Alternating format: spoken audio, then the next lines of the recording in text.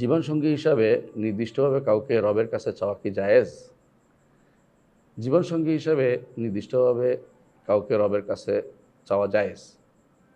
তবে উত্তম হচ্ছে জায়েজ, আপনি চাইতেই পারেন। আল্লাহ তাআলা না দিলে রাগ করতে পারবেন না। কারণ আল্লাহ তাআলা জানেন আপনার জন্য কোনটা উত্তম। আপনি চাইতে পারেন, আল্লাহ অমুককে আমার স্ত্রী হিসেবে বানায় দেবো, অমুককে আমার স্বামী হিসেবে চাইতে পারেন আল্লাহর কাছে। কিন্তু উত্তম হচ্ছে এটা বলা, ইস্তেখারা করা। আল্লাহ যদি অমুক যদি আমার জন্য উত্তম হয়, আপনি আমার জন্য মঞ্জুর করেন, উত্তম না হলে আমার থেকে দূরে সরিয়ে দেন, যেটা ইস্তেখারা দোয়ার মধ্যে আছে।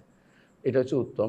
আপনি চাইবেন আল্লাহর কাছে এবং বলবেনও যে আল্লাহ, যদি এটাতে আপনার সন্তুষ্টি থাকে, এর মধ্যে আপনি কল্যাণ দেখেন, তাহলে অবশ্যই আমার জন্য আপনি এটার এই অমুকের সাথে আমার বিয়ের ব্যবস্থাপনা করে দেন। এটা এভাবে বলাটা হচ্ছে উত্তম।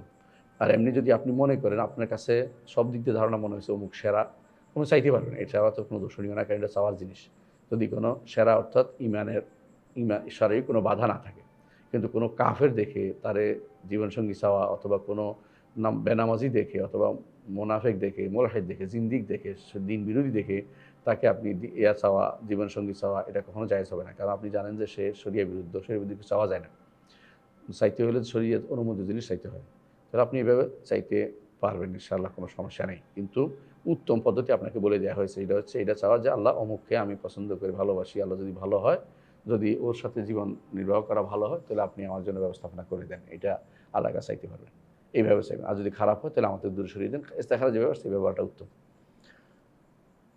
আরও বলেছেন আপনি, কোনো প্রকার হারাম সম্পর্ক ছাড়া শুধুমাত্র দিনের জন্য, রবের জন্য কাউকে চাইলাম আল্লাহর কাছে, এতে কি গুনাহ হবে যদি ওই ব্যক্তি দিনদার হয় এবং আমি শুধুমাত্র রবের জন্য তাকে পছন্দ করি? তাহলে না, এটা অসুবিধা নাই, এটা আপনি চাইতেই পারেন।